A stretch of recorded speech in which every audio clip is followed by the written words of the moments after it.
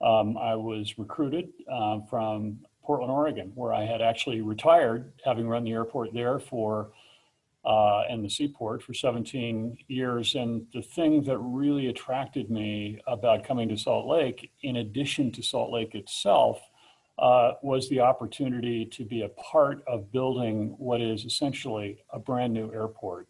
And so it's very exciting, and the moment of truth is rapidly arriving.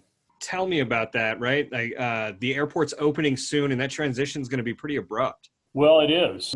Late on the evening of September 14th, the last flight departs from the old airport, and at about 6 a.m. on the morning of the 15th, a Delta flight departs for Atlanta from the new airport. And we will continue to use old concourse C and B for another 6 weeks, and then the new North Concourse becomes available, and everything that people know as the old airport will begin the process of demolition.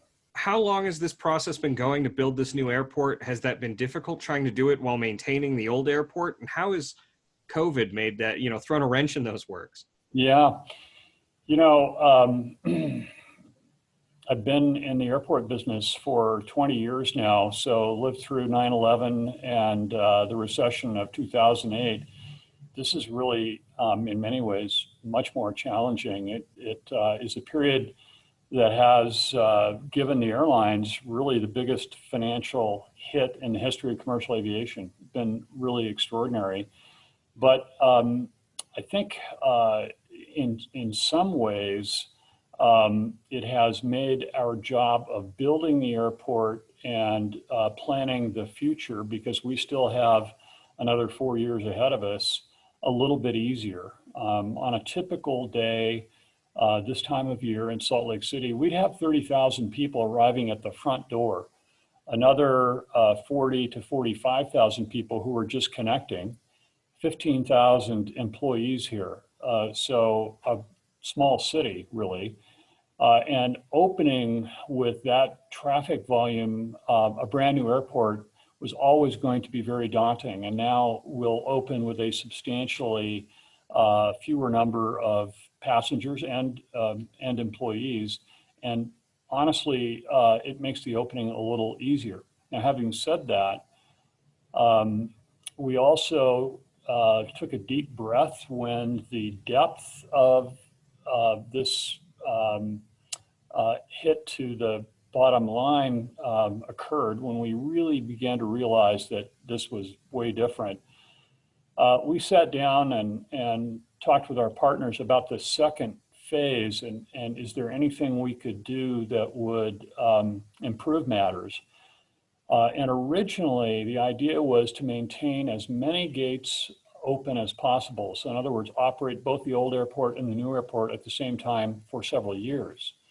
Well, we came to the conclusion with Delta and the other carriers that they just didn't need that many gates for that period of time. And that allows us to actually tear everything down at one time and then proceed with the second phase in bites that we will chew on as the business develops. So we are reducing the financial risk, and we're also cutting 2 years off the construction time. So instead of early 2027 to be done with the project, we will be complete in 2024, in December of 2024.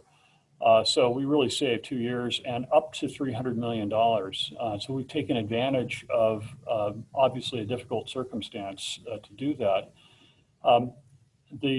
The biggest challenge, I think, for us, and really for so many related to COVID, has been keeping our workforce safe, both the employees of the Department of Airports, who many of whom have to be on the job. You can't run an airport without people. And secondly, the workforce who are actually building the new SLC. So we have, there are days when we had 2,000 people on the job site. How different is it going to look as far as coming in, picking up, dropping off? What can people expect in that regard? Well, the roadway itself changes very significantly because the existing roadway is a single level multi-lane roadway, and the new roadway is a split level. So there is a bridge up to the ticketing level of the new terminal building. There's a single terminal building for starters. So there is one checkpoint, there aren't three.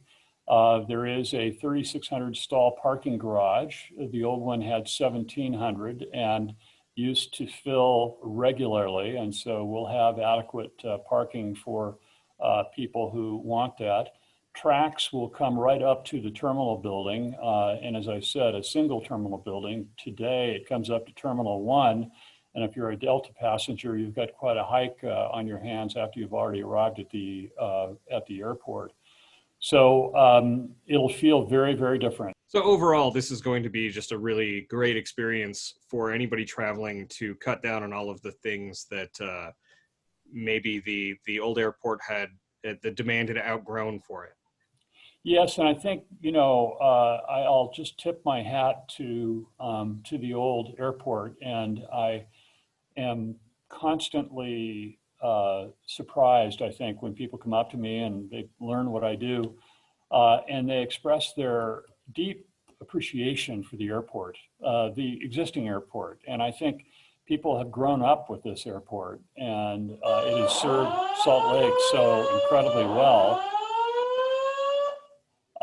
But it was definitely outgrown, and it is slowly falling apart. So it was definitely time. For those who want to just get the quick recap of information, when can they expect the changeover, and where can they go for more information? SLCairport.com.